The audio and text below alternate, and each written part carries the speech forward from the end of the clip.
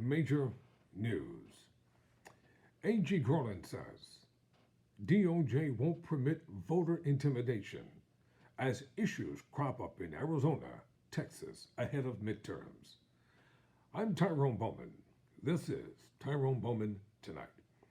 The Attorney General's remarks came 2 years after Trump began casting doubt on U.S. election integrity, and days after troubling images circulated showing armed men guarding midterm ballot boxes.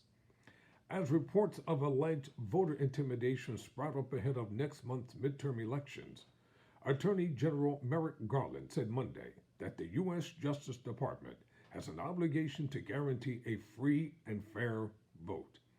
In a press conference Monday, Garland was asked about reports of armed vigilantes posting up outside of polling places in Arizona and separate reports from Texas, where the Republican Secretary of State recently announced he would send inspectors to observe vote counting. The Justice Department has an obligation to guarantee a free and fair vote by everyone who is qualified to vote, and will not permit voters to be intimidated, Garland said. Garland's remarks came 2 years after former president began casting doubt on the results of the election that he lost.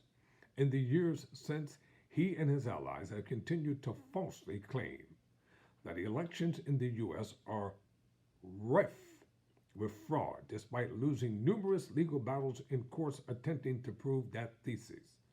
Just this weekend, two people wearing tactical gear and allegedly armed with guns were spotted near a drop box in Mesa, Arizona, located with Maricopa County, home of a controversial audit of the 2020 election. At least two voters have filed complaints of voter intimidation due to the incident. One claimed that the people took a photo of them while they dropped off their ballots at a drop box.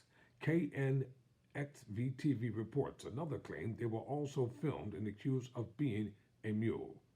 There's a group of people hanging out near the ballot box filming and photographing my wife and I as we approached the drop box and accused us of being a mule.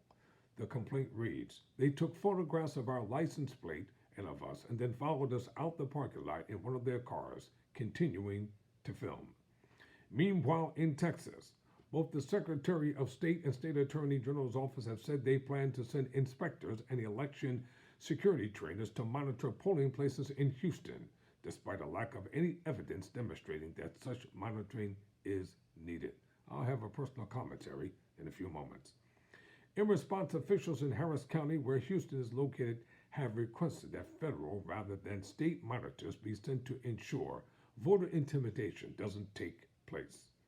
Harris County Attorney Christian Menifee likened the state's inspectors to the audits that took place in the wake of the 2020 election audits that turned up to no evidence of election fraud. This audit started with former President Donald Trump calling on Governor Abbott to audit the 2020 election, and now it has led to the state sending a task force and inspectors to oversee our elections.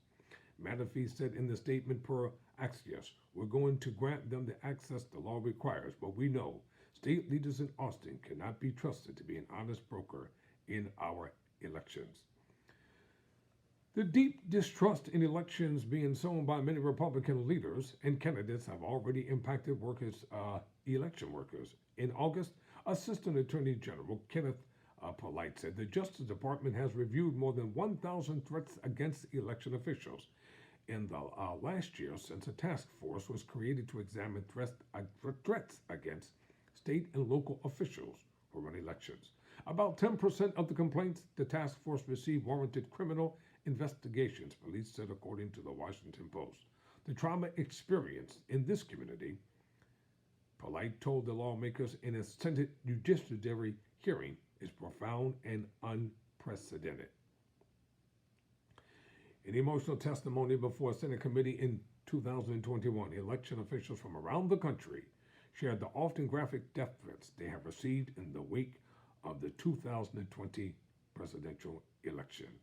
Those threats were received by officials on either side of the political aisle with Al Schmidt, a Republican commissioner on the Philadelphia Board of Elections, telling the committee he received one that said, "Tell the truth or your 3 kids will be fatally shot," along with the names of his children, his address, and a photo of his name.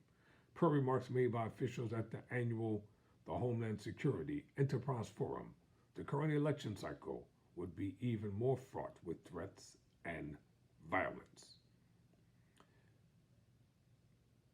VOA National Security Correspondent Jeff Selden quoted officials at the event as saying, "Midterm elections were taking place in an incredibly heightened threat environment."